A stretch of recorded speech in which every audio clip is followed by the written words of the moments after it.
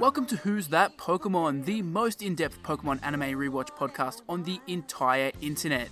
If you didn't know, this is a retrospective look back on the Pokemon anime series, episode by episode from the very beginning.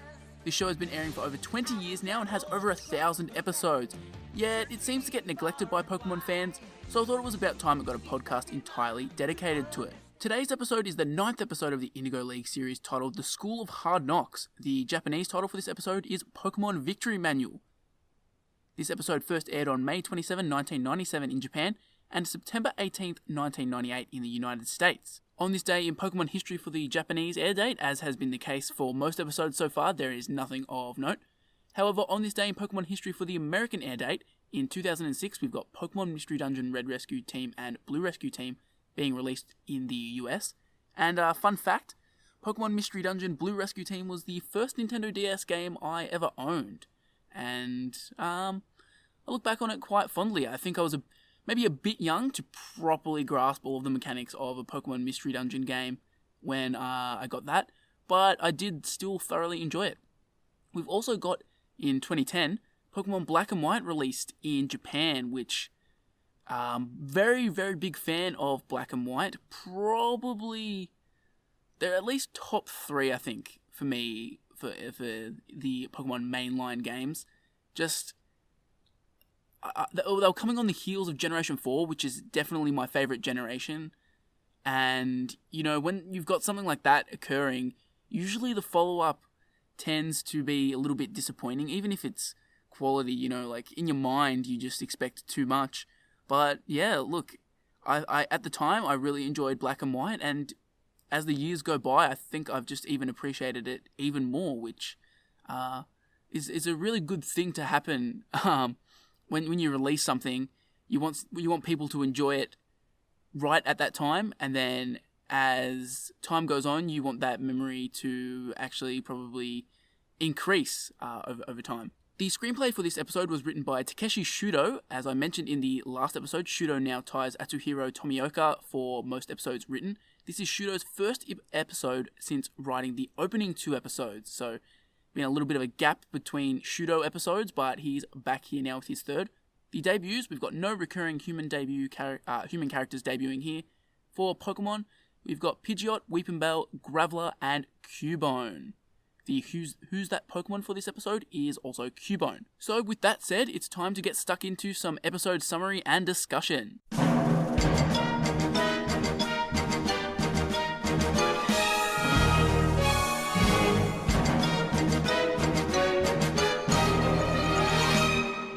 So the gang is walking along through what appears to be a forest, and Misty and Ash begin fighting again about Misty's broken bike. Brock then, in response, pulls out a table and some chairs from his backpack, mind you, with all of the necessities to set it for a nice afternoon cup of tea. Brock then sends Ash to collect firewood, which will allow him to make tea and crepes.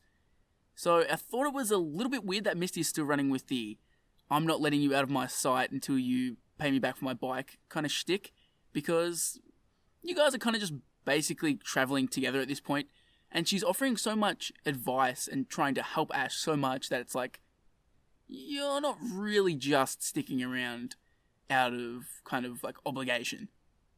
So when Brock is pulling all manner of things out of his backpack, he pulls out a can of prune juice, and the animation on this prune juice can is really weird.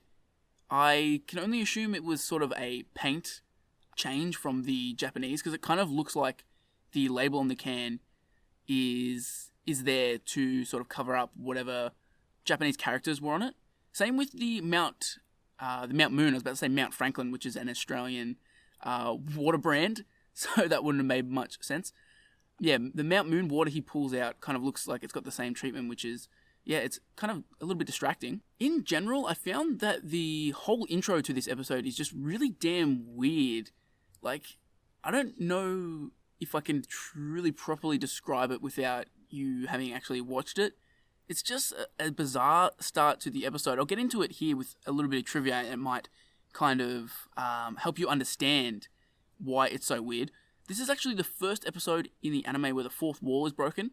At the beginning here, Brock breaks up an argument between Ash and Misty by commenting that they're running late and have to start the show, and then they immediately go into the title card. It's just really strange, and it's not something like It's not something they'd done in the previous 8 episodes. And then in following episodes, they don't really throw to the title card in this sort of manner. We also have that in this episode, it's one of the few times that we get a mention of a real-life place. The exchange between Brock and Misty when they talk about crepes mentions France, and they put on a French accent, and this causes Misty to go into a romantic daydream of her sitting in France. So, just all these kind of things, it's adding up, and yeah, it just makes for a really weird start to the episode. We also have a dub change. Right before the title card appears, Misty hits Brock in the head with a log. This was cut from the dub because of the direct violence controversy that started with episode 1, and we've seen a few times now they've removed sort of human-on-human violence. And I think this dub change also sort of adds to the weirdness of this episode because it goes kind of like into the title card so abruptly. Yeah, it's just... Hopefully I'm giving you some sort of decent description of how weird the intro to this episode is. As Ash and Pikachu wander around the forest, they encounter a group of boys in suits. One of them is running on a treadmill while the rest are gathering around quizzing him about various Pokemon. He misses a question and is rejected by the other boys, and Ash jumps in to defend him. The boy reveals that they are students of Pokemon Technical Institute, a boarding school which educates Pokemon trainers.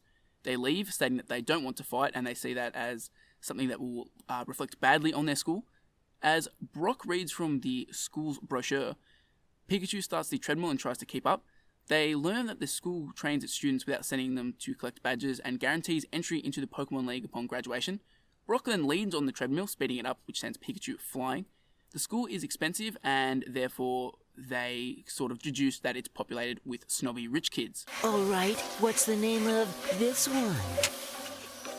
Is it a Zubat? Listen, just because it's foggy out here doesn't mean your brain has to be in a fog. It's a Pidgey. Nice guess, you just got lucky. Okay, now tell us what its special attack is. Pidgey's attack is Gust. At level 5, Sand attack. At level 12... Everybody knows that. Now, can you just tell me at which level Pidgey evolves? And what's the name of Pidgey's advanced stage? So I got to get it out of the way straight up. We've got our first, obviously, mention of Pokemon Tech. And I got to say, Pokemon Tech just absolutely sucks. The idea of a school like this is kind of cool.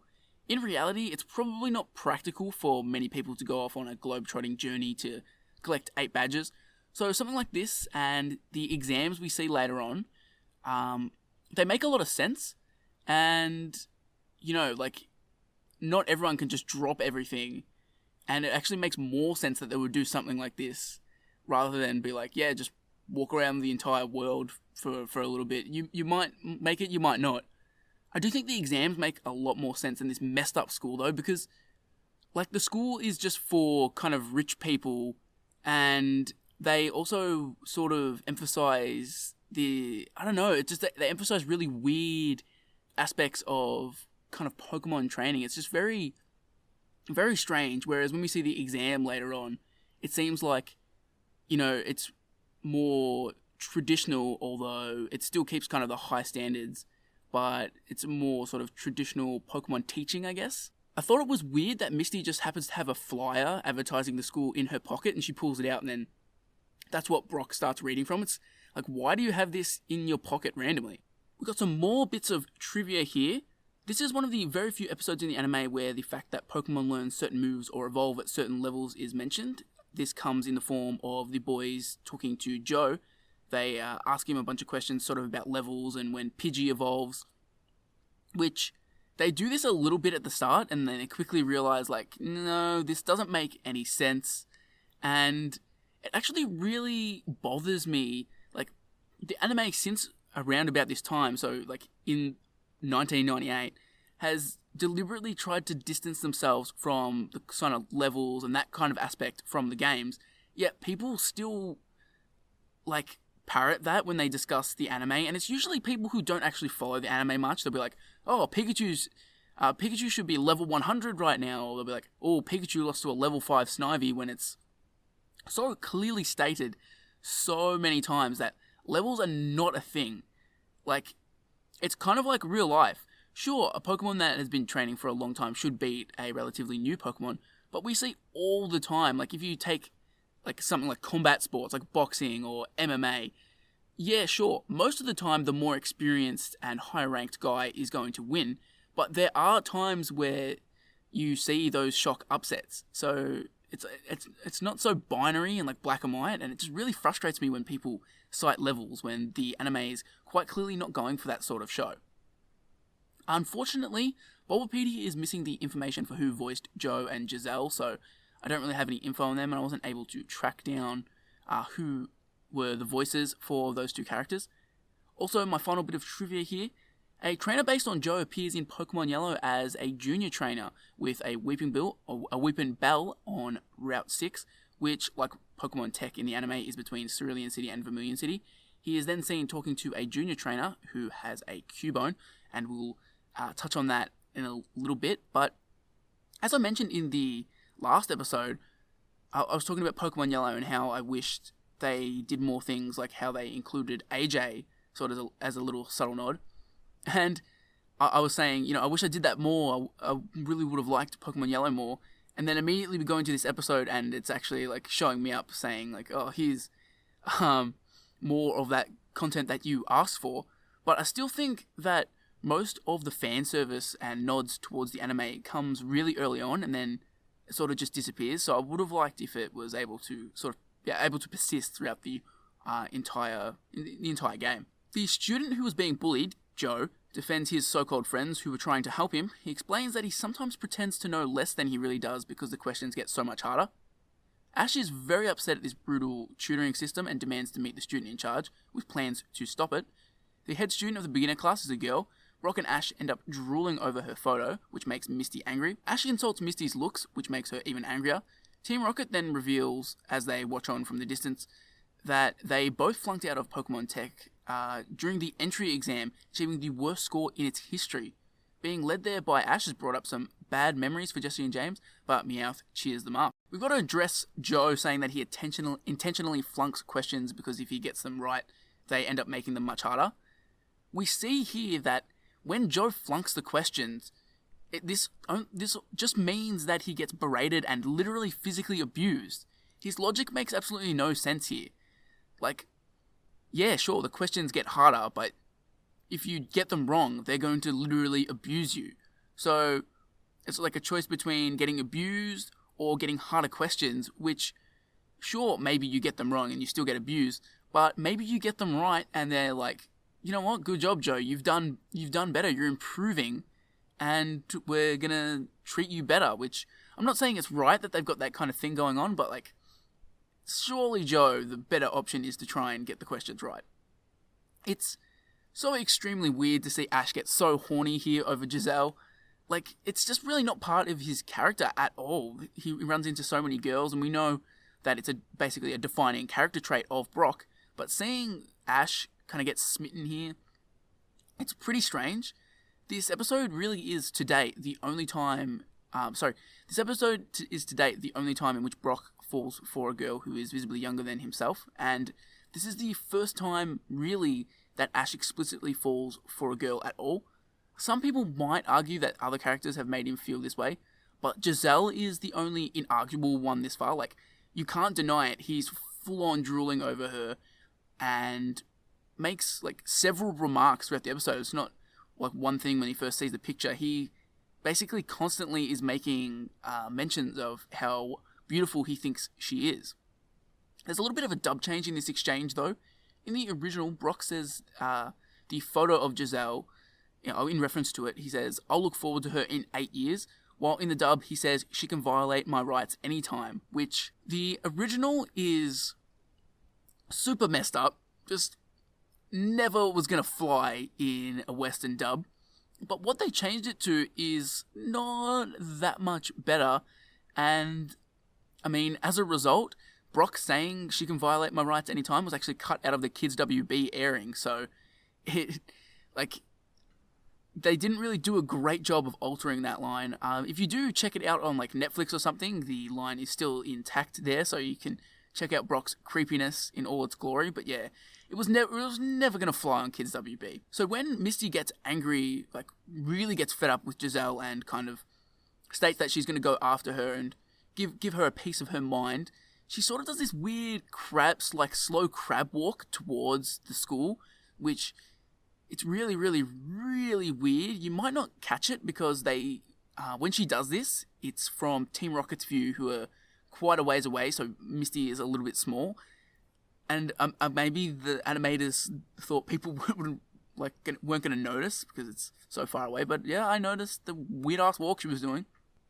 Speaking of Team Rocket, James going to Pokemon Tech makes a lot of sense since he comes from wealth, so it makes perfect sense that he would go to this kind of school. He's the definition of rich, snobby kid, and seeing him go to Pokemon Tech is not surprising. I can't remember too much about Jessie's background other than she went to nursing school, but yeah, I don't really remember if she came from wealth or not, so I'm not even 100% sure if we actually know, kind of Jessie's family status, and I feel like, I don't know, the way that when she interacts with James about his family being rich, I feel like it doesn't give off the vibe that her family was rich as well. Bit of trivia about James as well. This is Eric Stewart's first full episode voicing James. He previously took over for Ted Lewis towards the end of the previous episode, but this is the first time in the series that he would have the voicing reins from start to finish. So Jo leads Ash and his friends to the study area of Giselle. It's basically a bunch of battle simulators. He says it's overall skill as a trainer, not any one battle that determines your success at Pokemon Tech. He says that even though he is the weakest student in his class, he is still better than someone with 2 badges. Misty takes offense to this, and Jo reveals that he's familiar with her gym. He usually beats her preferred water Pokemon on the simulator. Misty demands a real battle, but Jo is doubtful of her ability to beat him. Misty calls her Starmie, though Jo calls out a Weepinbell, a grass-type Pokemon, which means he has the type advantage. Nevertheless, Starmie beats Weepinbell. Giselle then walks in and chastises Jo for not realizing that Starmie's real battle experience would give it an advantage. She calls him an embarrassment to the school. Giselle then continues to berate Jo and threatens to withdraw the help of the other students. I'll teach him about Pokemon! Starmie, go!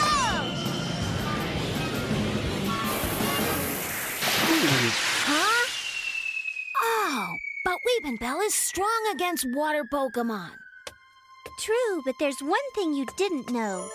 Your opponent's from the Cerulean City Gym. Her Pokemon has much more experience battling. You should have known that. You're an embarrassment to the whole school. So I think the logic that Pokemon Tech employs of skill mattering more than any one battle doesn't make a whole lot of sense. Sure, you've got to have, the kind of knowledge and the theoretical skills to pass Pokemon school. I mean, that goes without saying.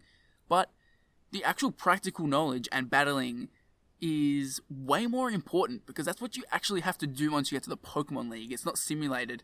And they talk about having one lucky battle doesn't matter. But when you go to the Pokemon League, if you do get lucky a couple of times, you can win the whole damn thing. You don't necessarily need to be the best Pokemon trainer to win the Pokemon League. It's like you see in real life. I'm using a lot of real life sports to kind of make my arguments this episode, but in the NBA, the most talented team or even the best team, the most well-rounded team doesn't always win. There's so many other factors like injuries, other opposition teams just getting real hot at the right time. So that would apply to Pokemon as well. And the kind of logic that Pokemon Tech is using just really doesn't make any sense in the real world.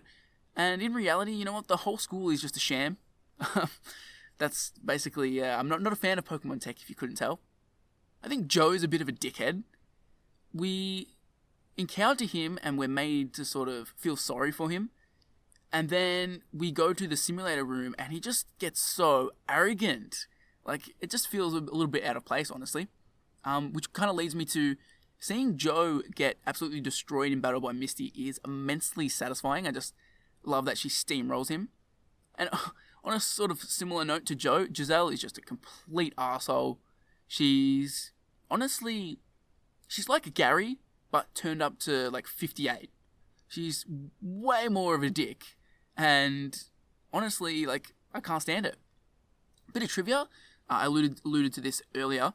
A trainer based on Giselle appears in Pokemon Yellow. This is the junior trainer with a Cubone on Route 6 that I mentioned.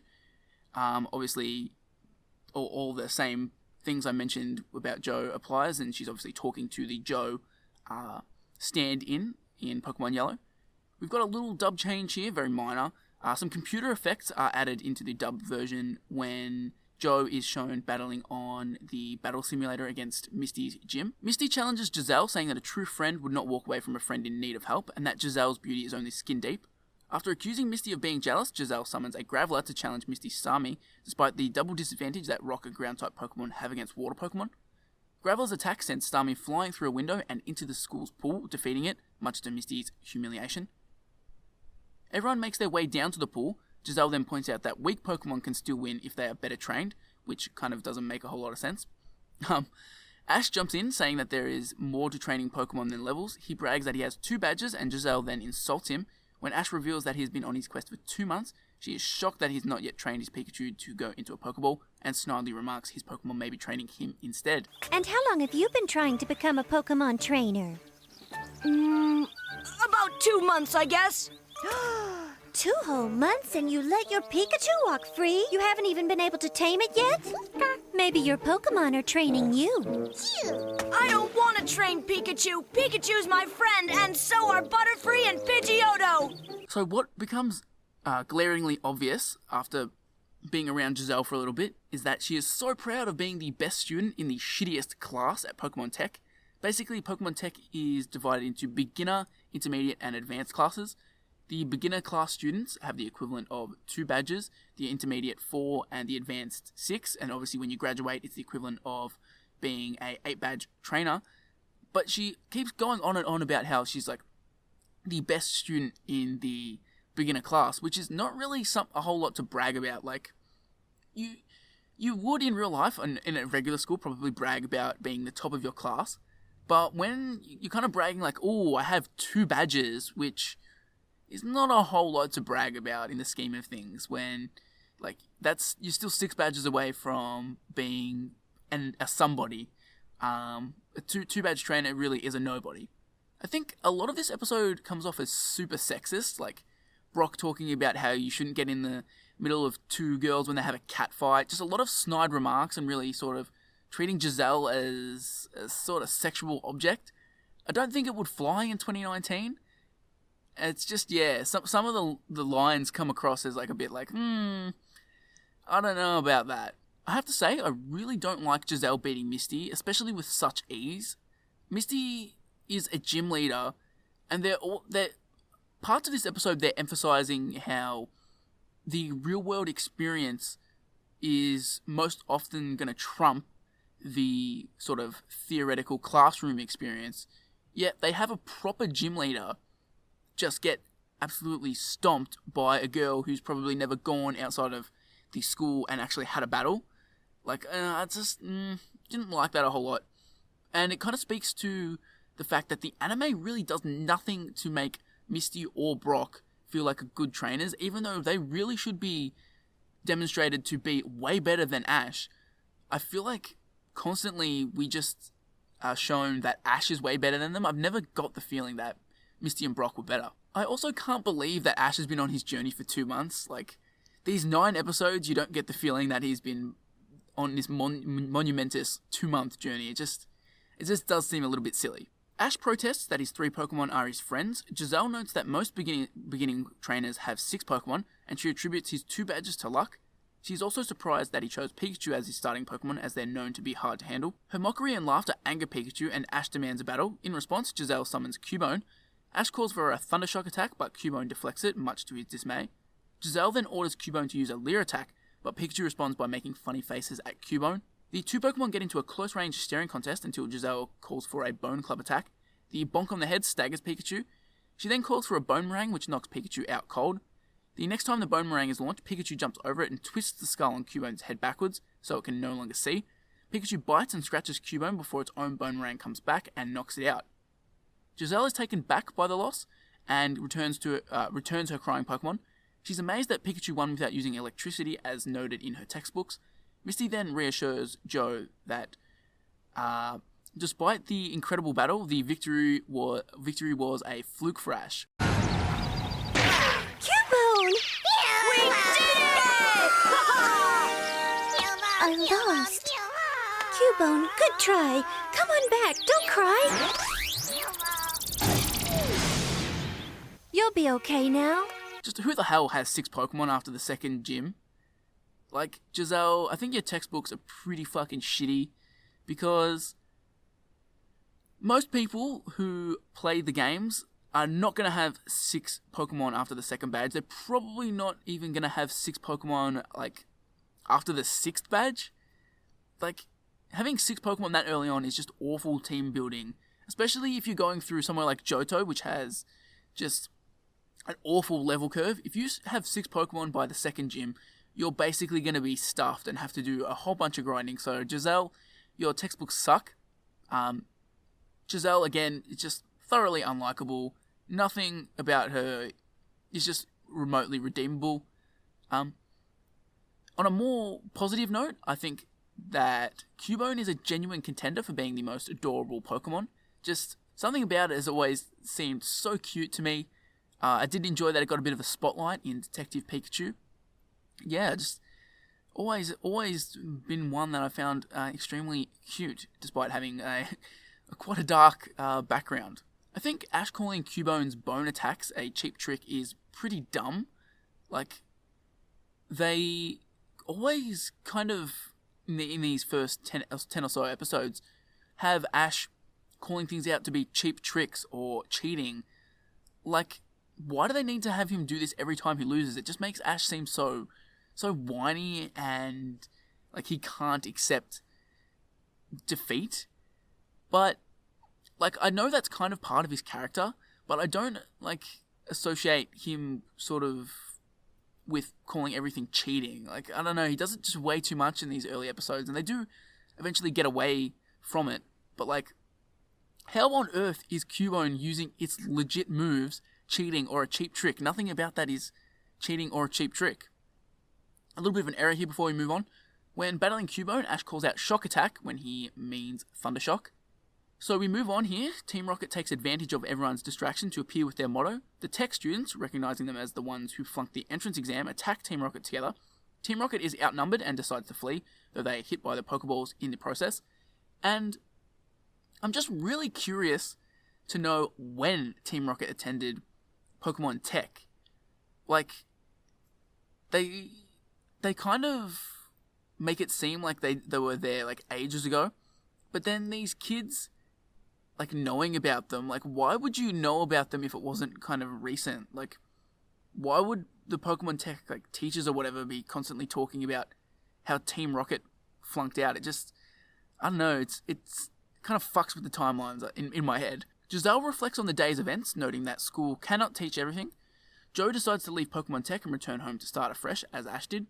Jo asks if he can keep Giselle's picture. She replies that she has one of him because they are now friends, and she hopes to meet him again in the Pokemon League.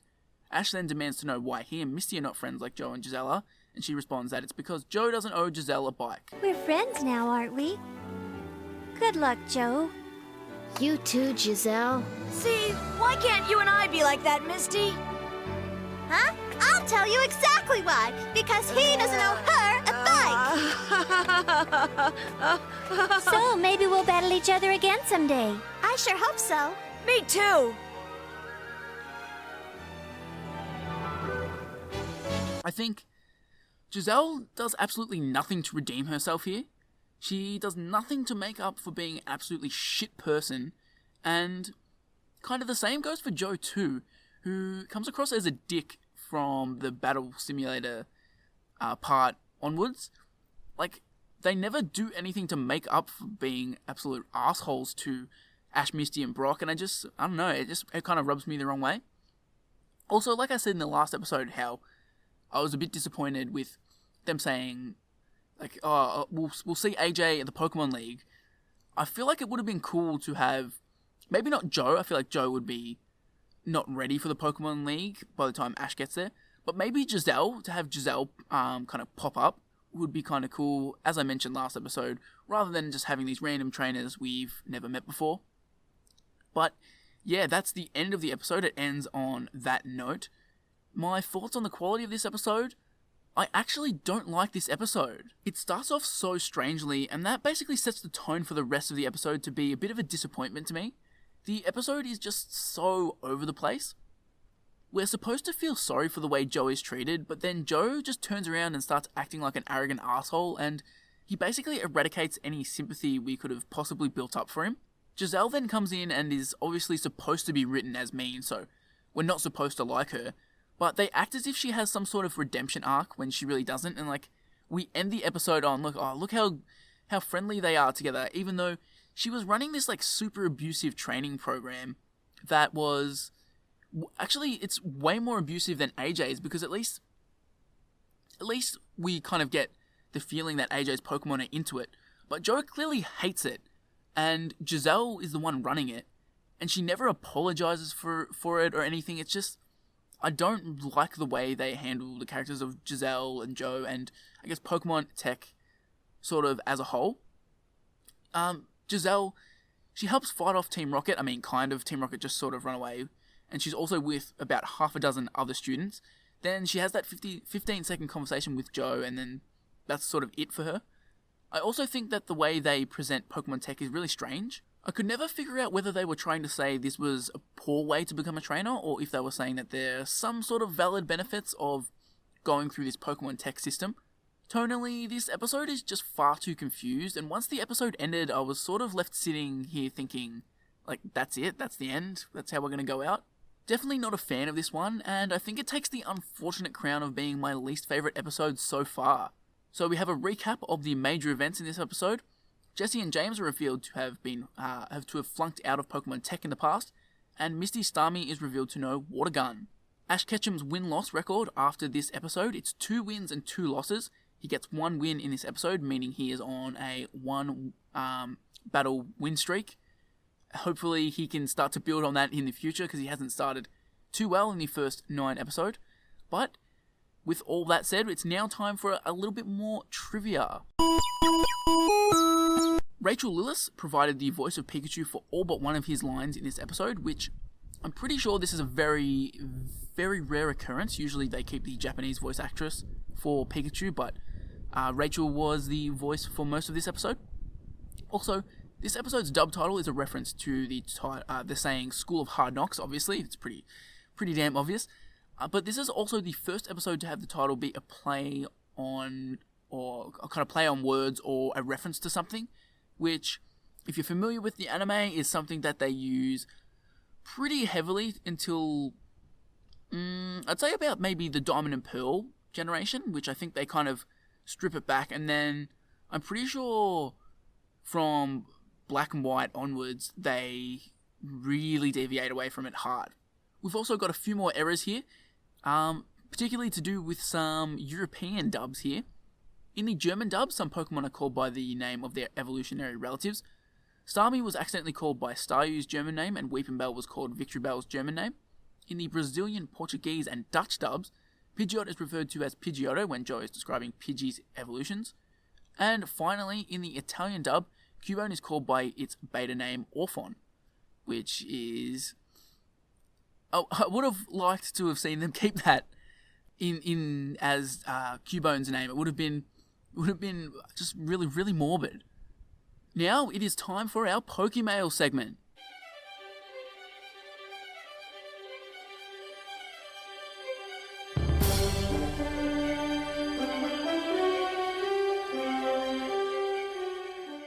And the question of the episode I present to you today is, hypothetically, if you lived in the Pokemon world and Pokemon tech was available to you, and obviously you kind of have the funds and the means to actually attend it, would Pokemon tech be something you would like to attend? Usually when you say something like this, it'd be like saying oh, would you want to attend Hogwarts? Everybody would be like, yes. But in the Pokemon world, if you're like, would you like to attend Pokemon school? I feel like most people would be like, no, I actually want to do the game and Ash sort of thing traveling around. So I think it's interesting to see if there's anybody out there who would actually like to attend Pokemon Tech.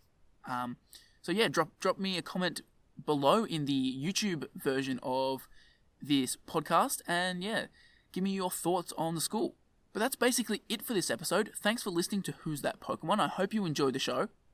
If you're not subscribed to the podcast, you can find us on Apple Podcasts, Spotify, Stitcher, YouTube, and pretty much any podcast service around. You can also find the show on Twitter at Who's That PKMN Pod to keep up with the latest updates for the show, and I'm on Twitter as @SauceMarlow. That's all for this episode. I hope you join me again next time as I take a look back at Bulbasaur and the Hidden Village. This is the start of a 3-part arc where Ash catches all of the Kanto starter Pokemon.